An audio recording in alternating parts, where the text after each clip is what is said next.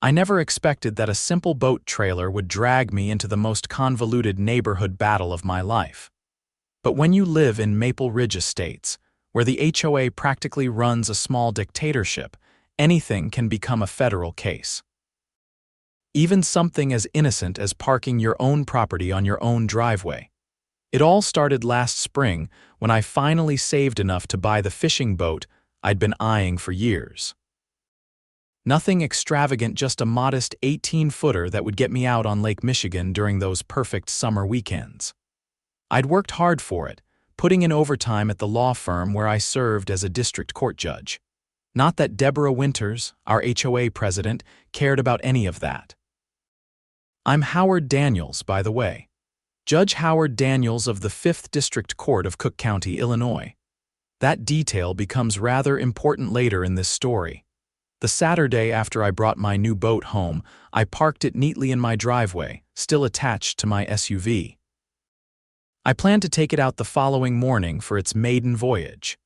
The boat and trailer together stretched about 20 feet, leaving plenty of room for my wife Natalie's car in the garage. Our house sits on a quarter-acre lot in a suburban development outside Chicago, not palatial by any means, but comfortable, with a driveway large enough to accommodate multiple vehicles without blocking the sidewalk. I was in the kitchen fixing lunch when the doorbell rang. Standing there on my porch was Deborah Winters, clipboard in hand, wearing her trademark pastel cardigan despite the warm spring temperature. Her steel gray bob was perfectly coiffed, and her thin lips were pressed into a disapproving line. "Mr. Daniels," she said, not bothering with pleasantries, "I see you've acquired a boat." "That's right," I replied, trying to maintain a neighborly tone. "Just got it yesterday." "Well, I'm afraid I'll need you to remove it immediately." "It's in violation of the HOA covenant, Section 12, Paragraph 3. No recreational vehicles, including but not limited to boats, RVs, or trailers, shall be visible from the street for more than 24 hours. I took a deep breath. "I'm aware of the covenant, Deborah. The boat won't be here tomorrow." "I'm taking it out in the morning." She made a show of checking her watch. "It's already been more than 24 hours since I first noticed it." "That's impossible. I literally brought it home yesterday evening." "Nevertheless," she continued as if I hadn't spoken, "you'll need to remove it immediately or face a fine of $100 per day." "Look," I said, my patience waning, "the covenant allows for a 24-hour grace period. The boat will be gone tomorrow. End of discussion." Her eyes narrowed. "We take our community standards very seriously in Maple Ridge, Mr. Daniels, very seriously indeed." With that, she pivoted and marched back down my walkway. I closed the door, shaking my head. Natalie walked in from the living room, eyebrow raised. "Deborah," she asked. "Who else?" I sighed. "Apparently our boat is destroying property values and the fabric of society." Natalie rolled her eyes. "That woman needs a hobby that doesn't involve harassing neighbors." The next morning, I was up early, excited to take the boat out. I'd invited my buddy Frank and his son to join me for a day of fishing. We were loading the coolers when a police cruiser pulled into my driveway, lights flashing. Officer Trent Mills stepped out, a young guy, probably not more than a few years out of the academy. I knew him vaguely from court appearances. "Morning, officer," I said, confused by his presence. "Is there a problem?" "Good morning, sir. We received a complaint about an illegally parked vehicle obstructing traffic and creating a hazard." I looked at my boat, then at the street, then back at the officer. "My boat is completely in my driveway. It's not obstructing anything." Officer Mills looked uncomfortable. "Yes, sir, I can see that, but the caller was quite insistent. Let me guess, Deborah Winters." He didn't confirm or deny, but his expression told me everything. "I'm just responding to the call, sir. Since there's clearly no violation of any traffic laws, I'll be on my way." "I appreciate that, officer," I said, "and I apologize for the waste of your time." As he turned to leave, I noticed Deborah standing at the edge of my property, arms folded across her chest. She was watching the interaction with evident disappointment. "Have a nice day, Mrs. Winters," I called out with forced cheerfulness. She didn't respond, just turned and stalked back to her house 3 doors down. Frank, who had been watching the whole exchange, whistled low. "Man, she's really got it in for you." "Apparently," I agreed. "Let's get out of here before she calls in the National Guard." We had a great day on the lake. The weather was perfect, the fish were biting, and for a few hours, I forgot all about Deborah Winters and her vendetta against my boat. When we returned that evening, I parked the boat in my driveway again, planning to clean it thoroughly the next day before storing it at the marina where I'd rented a slip for the season. I was hosing down the boat Sunday morning when Deborah reappeared, this time with another board member, Gerald Harrison, a retired accountant who followed Deborah around like an eager puppy. "Mr. Daniels," she began without preamble, "this is your second violation notice. The boat should have been removed yesterday." "Deborah," I said, trying to keep my tone even, "I took the boat out yesterday as I told you I would. I brought it back to clean it before taking it to the marina later today. That's well within the 24-hour grace period specified in the covenant." "The 24 hours started Friday when you brought it home," she insisted. "It's now Sunday." "That's not how it works," I replied. "The clock resets each time the boat returns, and frankly, even if it didn't, this is ridiculous. The boat isn't bothering anyone." "We've received numerous complaints," Gerald piped up. "From who?" "You and Deborah," I challenged. Neither answered directly. Instead, Deborah thrust a piece of paper at me. "This is an official violation notice. You have until 5 p.m. today to remove the boat or face an escalating fine structure." I didn't take the paper. "I'll be done cleaning it by noon and then it's going to the marina, but not because of your notice, because that was always my plan." "We'll see," she said cryptically before turning to leave, Gerald trailing behind her. True to my word, I finished cleaning the boat, hitched it to my SUV, and drove it to North Point Marina where I'd rented a slip for the season. Problem solved, or so I thought. The following weekend, Natalie and I invited some friends over for a barbecue. Everything was going great until about 7 p.m. when Officer Mills returned, this time accompanied by a senior officer I didn't recognize. "Judge Daniels," Officer Mills began, looking even more uncomfortable than before. "I apologize for the interruption, but we've received noise complaints from multiple neighbors."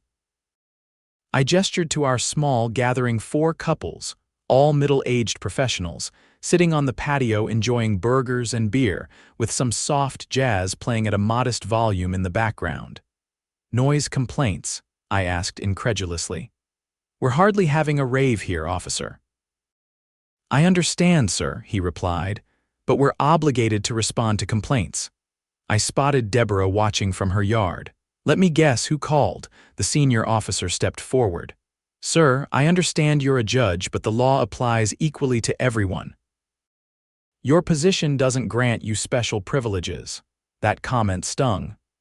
"I never suggested it did, officer. I'm simply pointing out that this is clearly harassment. We're having a quiet dinner party that will wrap up by 9 p.m.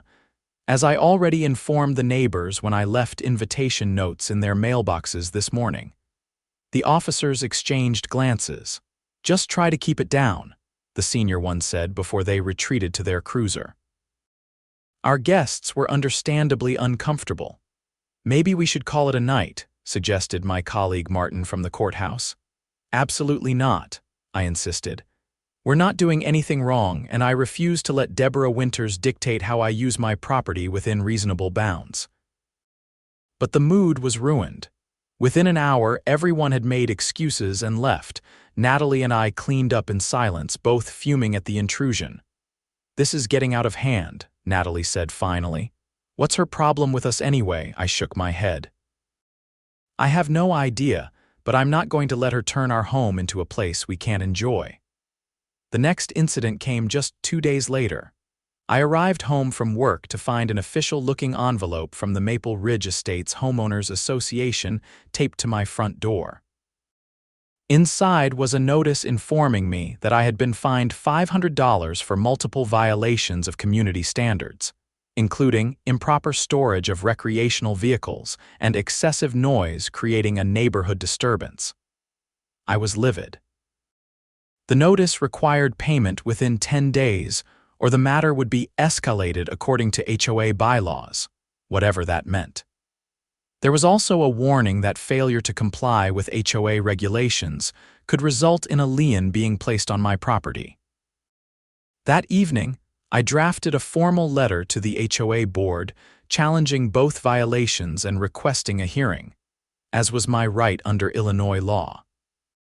I detailed the timeline of events with the boat, noting that I had remained within the 24-hour grace period, and I categorically denied that our small dinner gathering constituted a noise violation by any objective standard. 3 days later, I received a response. My hearing was scheduled for the following Tuesday at 7 p.m. in the community clubhouse. The letter also informed me that Deborah Winters would be recusing herself from the decision due to her role in issuing the violations, but she would be presenting the case against me. The whole thing felt absurd, like I was being put on trial in some kangaroo court, but I decided to approach it methodically, the way I would any case in my courtroom. I gathered evidence, photographs showing my boat completely contained within my driveway, statements from neighbors confirming our dinner party wasn't disruptive, and copies of the relevant HOA covenants with my interpretation of how they applied to my situation. The night of the hearing arrived, and I walked into the clubhouse to find a scene that looked disturbingly like a real courtroom. The board members minus Deborah sat at a long table at the front of the room. A smaller table had been set up for Deborah, who had arranged her papers with military precision. A third table, presumably for me, stood opposite hers. About a dozen neighbors had shown up to observe the proceedings, sitting in folding chairs arranged like a gallery. Gerald Harrison, acting as chairman in Deborah's place, called the meeting to order. We're here tonight to address alleged violations by Howard Daniels of 1742 Maple Court. Mrs. Winters will present the case for the association. Deborah stood, straightening her lavender cardigan. Thank you, Mr. Harrison. Board members, concerned residents, I come before you tonight with a heavy heart. I nearly laughed out loud at her dramatic opening. Maple Ridge Estates has long prided itself on maintaining high standards of community appearance and conduct, she continued. These standards are what maintain our property values and quality of life. When one resident chooses to flout these rules they agreed to abide by when purchasing their home, it threatens the very fabric of our community. For the next 15 minutes, Deborah presented her case against me, complete with blown-up photographs of my boat in the driveway, taken from various angles to somehow make it look more offensive, and a decibel meter reading she claimed to have taken during our dinner party, which I knew for a fact couldn't have registered anything problematic. When it was my turn, I approached the situation as I would in court, calmly and with a focus on facts rather than emotions. Board members, I began. I've lived in Maple Ridge for 8 years and have always strived to be a good neighbor and community member. The violations alleged against me simply didn't occur. I methodically presented my evidence, including the photographs showing my boat was properly parked and statements from 3 neighbors who had been present at our dinner party attesting to the reasonable noise level. I also pointed out that the HOA covenant regarding recreational vehicles specifically allowed for the 24-hour grace period, which I had observed. Furthermore, I concluded, I would like to note that what we're seeing here appears to be selective enforcement of HOA rules, potentially constituting harassment, which would violate state law governing homeowners associations. The board members looked uncomfortable at this suggestion. Gerald Harrison cleared his throat. Thank you, Mr. Daniels. The board will deliberate and provide a written decision within 7 days. As the meeting adjourned, several neighbors approached me to express their support, some sharing their own stories of run-ins with Deborah. It seemed I wasn't the only one who had experienced her overzealous enforcement tactics. 5 days later, Another envelope appeared on my door. The board had ruled in my favor on the boat violation, acknowledging that I had stayed within the 24-hour grace period, but had upheld the noise violation, reducing the fine to $250. It was a partial victory, but the noise violation was completely fabricated, and I wasn't about to pay a fine for something that never happened. I decided to appeal the decision to the full homeowner membership at the next general meeting, as allowed in the HOA bylaws. Before that could happen, though, things escalated dramatically. The following weekend, I decided to bring my boat home again for some maintenance. I needed to fix a minor issue with the outboard motor before my next fishing trip, and my driveway was the logical place to do it. Once again, I made sure the boat and trailer were completely on my property, not blocking any sidewalk or extending into the street. I was halfway through the repair job when 2 police cruisers pulled up, lights flashing. This time, it wasn't just Officer Mills but 4 officers, including a sergeant. "Mr. Daniels," the sergeant said, approaching me, "we have a report of an abandoned vehicle creating a traffic hazard. I'm going to have to ask you to move this boat immediately." "Sergeant," I replied, keeping my tone respectful but firm, "as you can plainly see, this vehicle is neither abandoned nor creating any hazard. It's parked completely on my private property." "Nevertheless," he continued, "we've received multiple complaints and the vehicle appears to be in violation of City Ordinance 432B, which prohibits the parking of trailers on residential properties for more than 12 hours. "That's simply not true," I argued. "I'm familiar with the city ordinances, and 432B applies only to commercial trailers, not personal recreational vehicles. Additionally, the HOA covenant, which is more restrictive than city ordinances, allows for a 24-hour grace period, which I am well within." The sergeant frowned. "Are you refusing to comply with an officer's directive, sir?" I took a deep breath, recognizing the dangerous territory we were entering. "I'm not refusing anything, Sergeant. I'm simply pointing out that there is no legal basis for requiring me to move my properly parked boat from my own property." "May I ask who filed these multiple complaints?" The sergeant didn't answer directly. "Sir, I'm going to need to see your ID," I complied, retrieving my wallet from the workbench nearby. As I handed over my driver's license, I said, "I should mention that I'm Judge Howard Daniels of the 5th District Court. Not that it's relevant to this situation, but I want to be completely transparent." The officers exchanged glances. The sergeant examined my license, then handed it back. "Judge Daniels, I apologize for the confusion. We'll look into the ordinance you mentioned." "Thank you, Sergeant," I said, "and I'd appreciate it if you'd inform the complainant that filing false reports is itself a violation of the law." As the officers returned to their vehicles, I spotted Deborah watching from down the street, cell phone in hand. When she saw me looking her way, she quickly retreated into her house. This had gone far enough. Calling the police with false reports wasn't just annoying, it was potentially criminal. I finished working on my boat, took it back to the marina the next day, and then began planning my response. First, I called the police station and requested copies of all complaint reports filed regarding my address over the past month. As a judge, I knew they couldn't easily deny this request. Then I contacted a colleague who specialized in real estate law to discuss the HOA situation. "Howard," she said after hearing my story, "what you're describing could constitute harassment and abuse of HOA authority. If this person is repeatedly filing false police reports, that's a separate issue that could lead to criminal charges." "I know," I replied. "I'm just not sure I want to escalate things that far yet." "Well, at minimum, I'd recommend sending a cease and desist letter. Put her on notice that you're aware of what she's doing and prepared to take legal action if it continues." I took her advice and drafted a formal letter to Deborah, copying the entire HOA board. I outlined each incident, noted the false police reports, and made it clear that any further harassment would result in legal action against both her personally and the HOA as an entity. The letter had an immediate effect, but not the one I expected. The next morning, as I was leaving for work, I found my car had been keyed along the driver's side, a long, deep scratch running from headlight to taillight. There was no proof it was Deborah, but the timing was suspicious to say the least.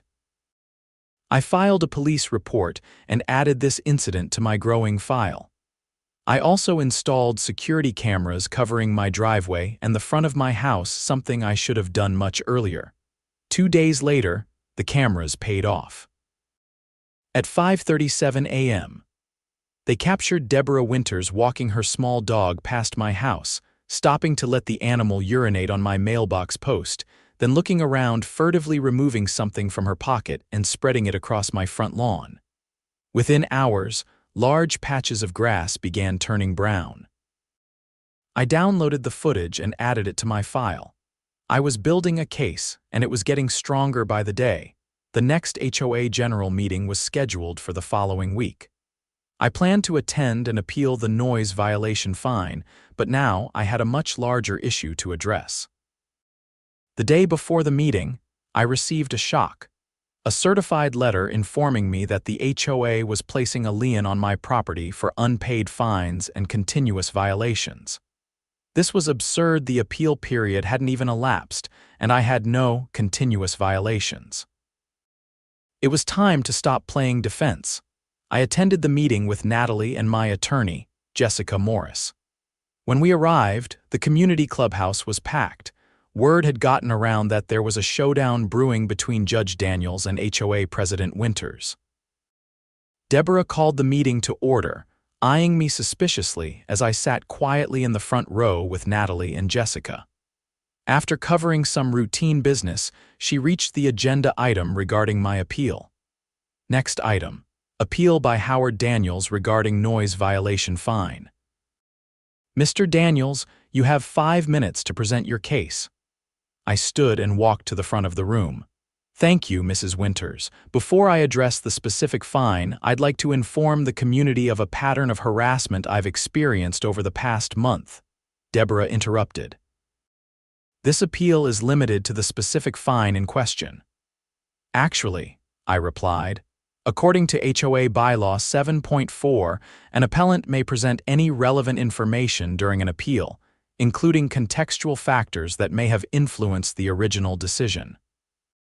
Several board members nodded reluctantly, and Deborah was forced to concede the point.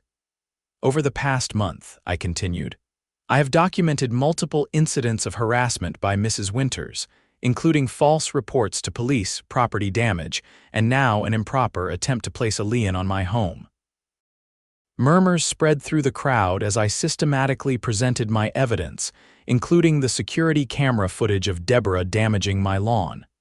When I played this on my laptop, gasps echoed through the room. Additionally, I said, I have obtained copies of police reports showing that Mrs. Winters has filed 7 complaints against me in the past month, all of which were determined to be without merit. Filing false police reports is a misdemeanor in Illinois. Deborah's face had gone from red to white. This is slander, she exclaimed. I will not sit here and Mrs. Winters, I interrupted calmly, everything I've presented is documented fact, not slander, and I haven't even mentioned the keying of my car, which occurred immediately after I sent you a cease and desist letter. At this point, Jessica stood up. If I may address the board. I'm Jessica Morris, Mr. Daniels' attorney. In addition to appealing the unwarranted noise violation fine, we are here to formally demand the immediate removal of the improperly filed lien and the resignation of Mrs. Winters from the HOA board. The room erupted in chaos. Several residents began shouting questions and comments. Gerald Harrison banged a gavel ineffectively, trying to restore order. Finally, another board member, Maria Gonzalez, took control. Please, everyone, let's maintain decorum. Mrs. Winters, in light of these serious allegations, I move that we adjourn to executive session immediately. The motion was seconded and passed. The board filed into a smaller meeting room, leaving the rest of us to wait. Neighbors approached me, some expressing sympathy, others sharing their own stories of run-ins with Deborah. "She fined me $200 because my Christmas lights were still up on January 3rd, said one.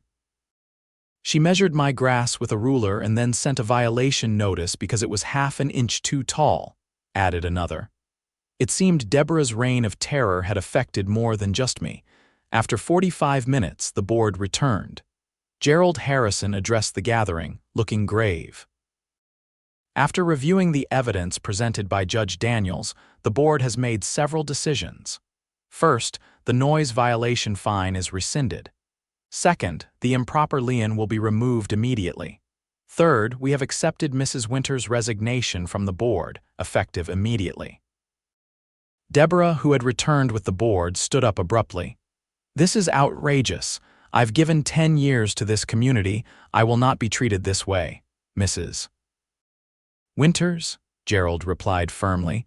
"The board has also voted to refer the evidence of false police reports and property damage to the appropriate authorities.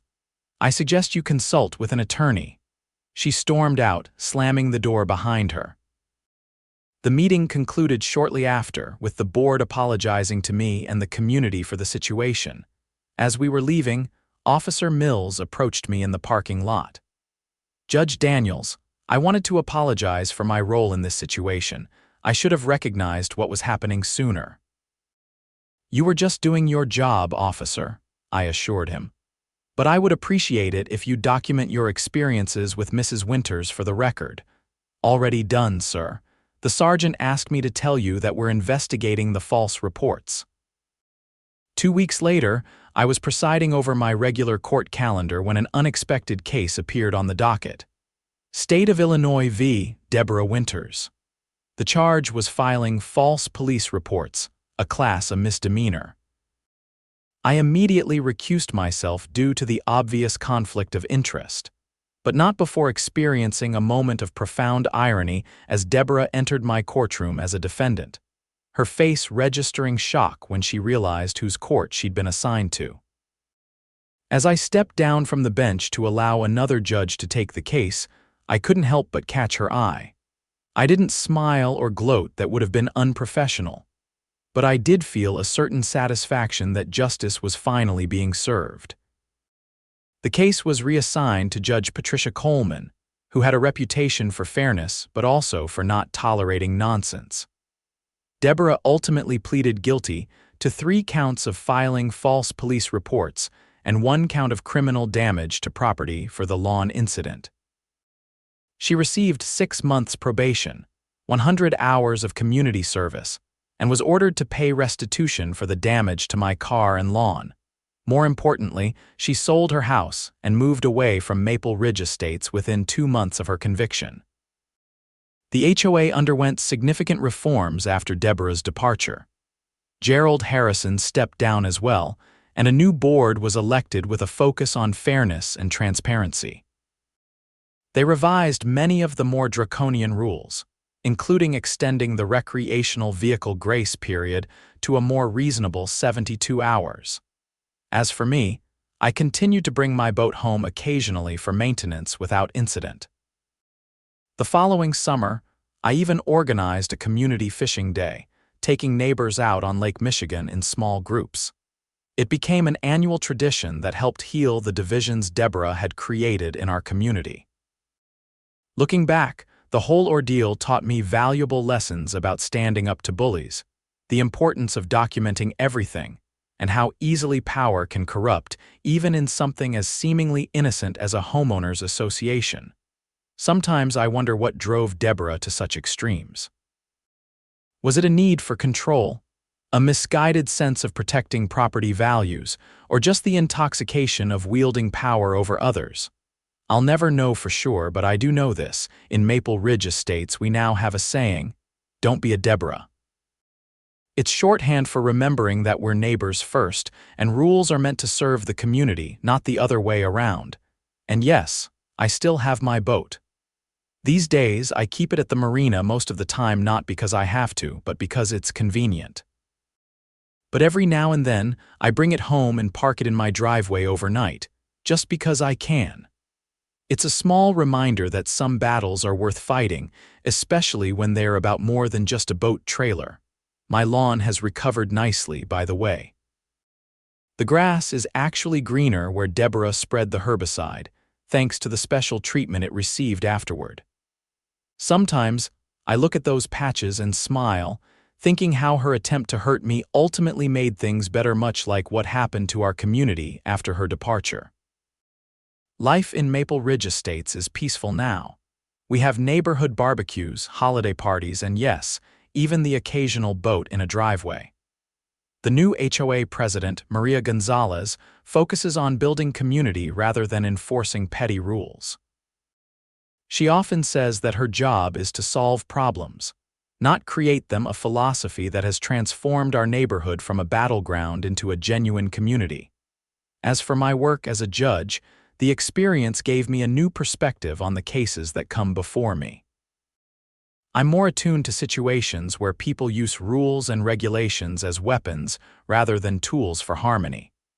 Justice isn't just about following rules, it's about understanding their purpose and applying them with wisdom and compassion. In the end, Deborah did me an unexpected favor. She reminded me why I became a judge in the first place: to ensure that power is never used to bully or harass, but to protect the rights of all. Even the right to park a boat trailer in your own driveway.